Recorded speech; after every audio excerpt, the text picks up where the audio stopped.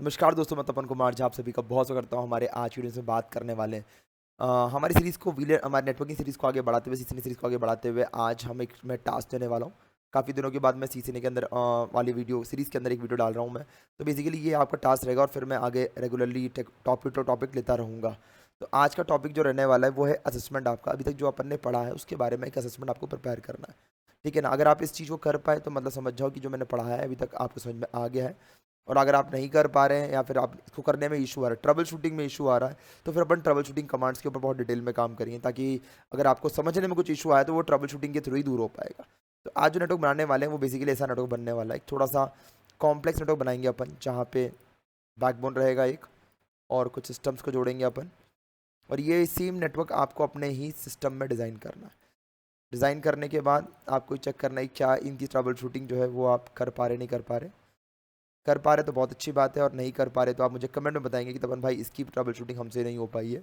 तो प्लीज़ आप ना ट्रबल शूटिंग वाले कमांड्स के ऊपर एक वीडियो ले लीजिए, क्योंकि देखिए सीसीए ने करना कोई बड़ी बात नहीं, कर कोई लेता है ना। कमांड्स ही तो हैं, कोई भी कर लेगा, कोई भी पढ़ लेगा, कोई भी याद करके समझ के कर लेगा।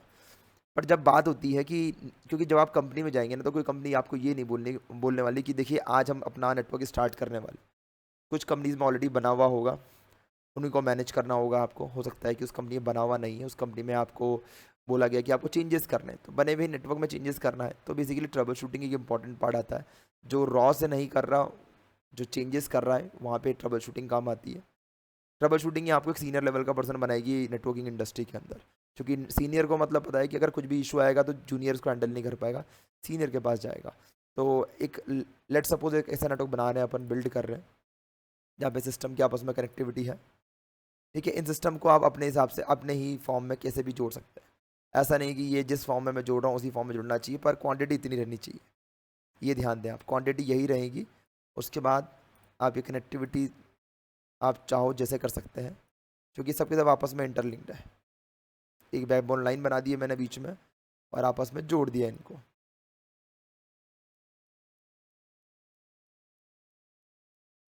इस टाइप की कनेक्टिविटी करते हुए, ठीक है, इस टाइप का सिस्टम बना दिया आपने। उसके बाद आपको कुछ हर एक 3 सिस्टम जोड़ते हुए,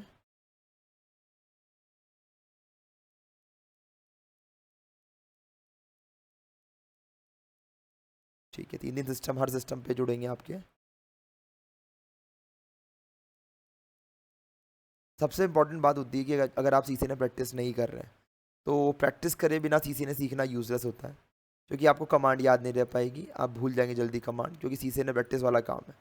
10 दिन मैं कमांड नहीं करूँगा तो मैं भूल जाता हूँ, ठीक है। तो इसलिए आपको प्रैक्टिस करते रहना है, इसका ध्यान दें आप स्पेशली।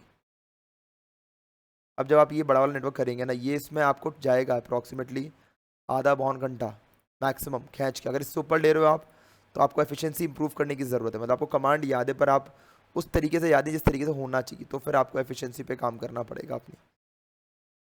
जैसे कंप्यूटर को जोड़ दीजिए, फिर ये मैंने सारे कंप्यूटर जोड़ दिया है। 22 सिस्टम मैंने जोड़े हैं मेरे इस नेटवर्क में। छोटा नेटवर्क है, 22 सिस्टम का कोई बहुत बड़ा नेटवर्क नहीं होता, छोटी कंपनीज में ही हो जाता है 20-22 सिस्टम तो, ठीक है।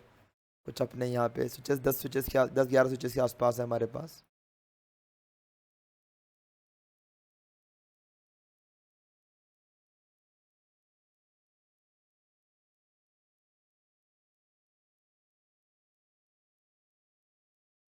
ऐसे करके आपने जोड़ देना है।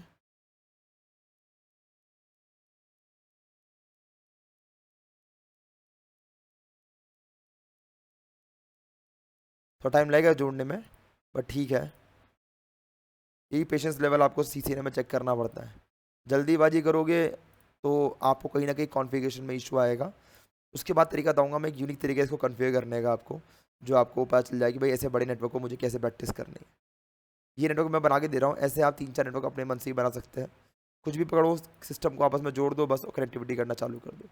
अब दिख रहा होगा आपको पूरा ये नेटवर्क जो है मेरा, ये मेरा, इसको अपन बोल सकते हैं असेसमेंट 1 है मेरा,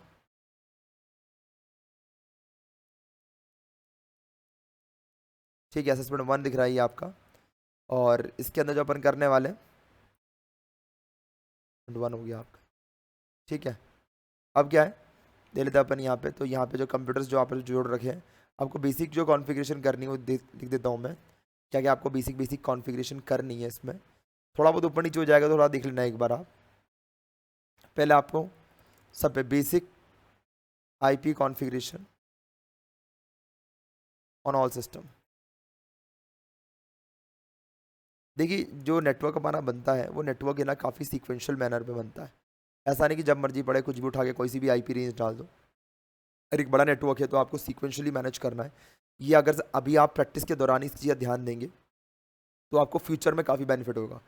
ऐसा नहीं किसी भी सिस्टम पे कोई सी भी आईपी रेंज लगा दो, कोई सा भी आईपी एड्रेस डाल दो, रैंडम कुछ भी डाल दो। ऐसा ऐसी प्रैक्टिस अगर आप रखेंगे तो आपको दिक्कत आएगी आगे फ्यूचर में जब आप बड़ी नेटवर्क को मैनेज करने जाओगे। तो कैसे करना है दिखाता हूँ मैं आपको। जैसे मान लो आपने बोला तपन भाई कि मुझे ये करना है, हाँ, ठीक है। नीचे स्टार्ट करते हैं यहाँ से। तो यहाँ से रेंज स्टार्ट करें 192.168.1.1।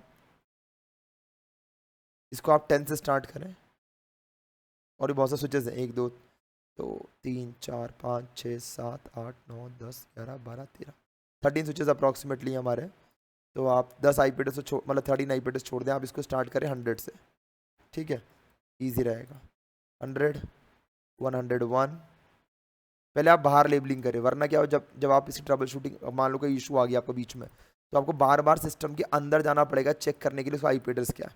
तो इसलिए जब भी आप इसको पैकेट ट्रेसर प्रैक्टिस करें, ऑलवेज रिकमेंड होता है कि आपको पहले बाहर डालना है। रुक जा रहे भाई, क्या हो गया तेरे।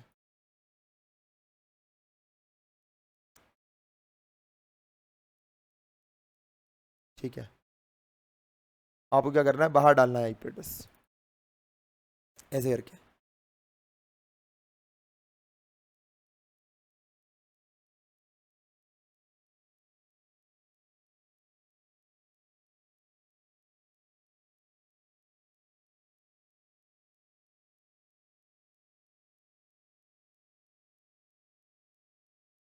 फाइन, ठीक है।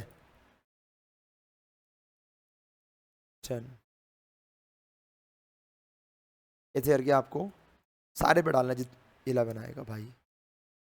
ठीक है ना, ये सीक्वेंस अगर आप फॉलो करेंगे तो आपको पता होगा कि मेरा कौन सा सिस्टम कब कहाँ दिक्कत कर रहा है। 12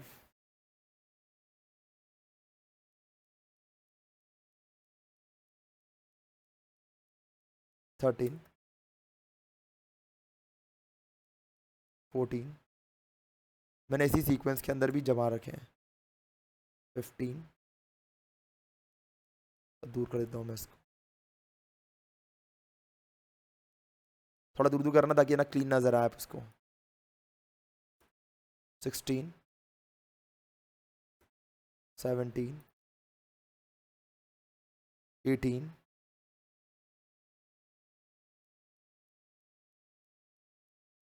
19 20 21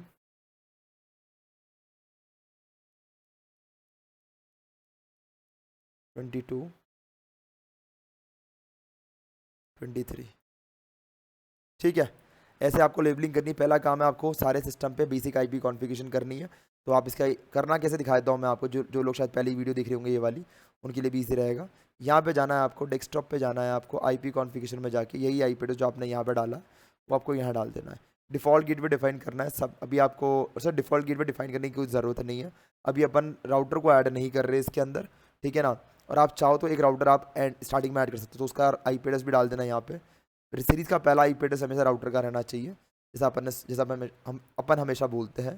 तो यहाँ पे डालने के बाद आपको एक राउटर ले लेना है, इधर राउटर लगा दो। यहाँ पे राउटर की बेसिक कॉन्फ़िगरेशन हो जानी चाहिए,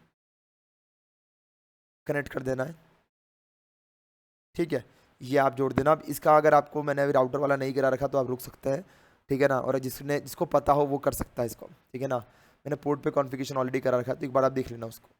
तो आपको बेसिक से आईपी कॉन्फ़िगरेशन कराना है। उसके बाद फिर आपको बेसिक स्विच कॉन्फ़िगरेशन,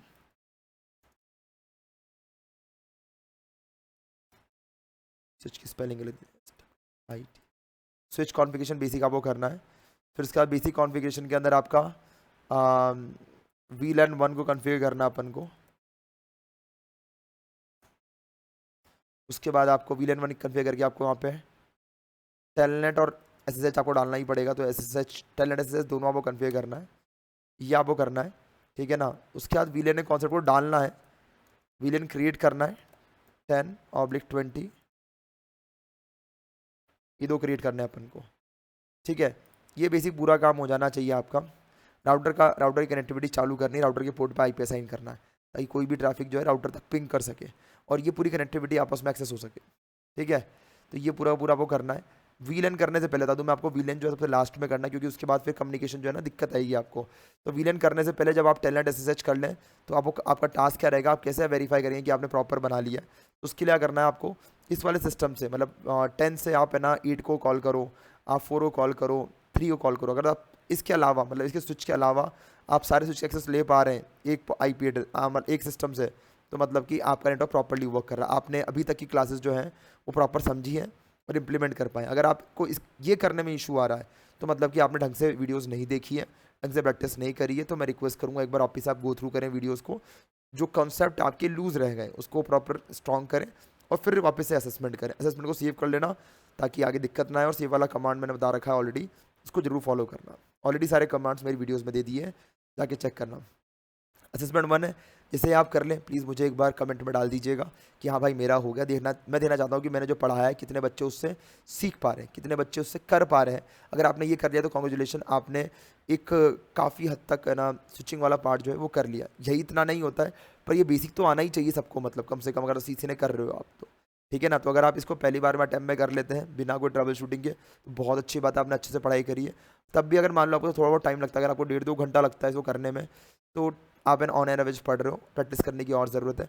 आपको 2 घंटे के ऊपर लगता है असेसमेंट को करने में, तो भाई आपको literally you need to work more. तो उसके लिए वीडियो वापस से देखना, कहीं पे कुछ कॉन्सेप्ट जो है ना वो अगर वीक रह गए तो उसको स्ट्रॉन्ग कर लेना, ठीक है। नेक्स्ट वीडियो के अंदर मैं लेकर आऊँगा, मैं आगे बात करूँगा आने वाले टॉपिक के बारे में जो हम करेंगे, जैसे VTP वगैरह हो गया, वो हम लोग आने वाले टॉपिक को हम देखेंगे। तब तक इसको जरूर कर लेना, होते ही मुझे कमेंट में डाल देना कि भाई हो गया हमारा। चलिए ठीक है, आज की वीडियो के लिए इतना ही। Thank you, have a nice day, bye, good night, शब बखैर। मिलते हैं फिर नेक्स्ट वीडियो में।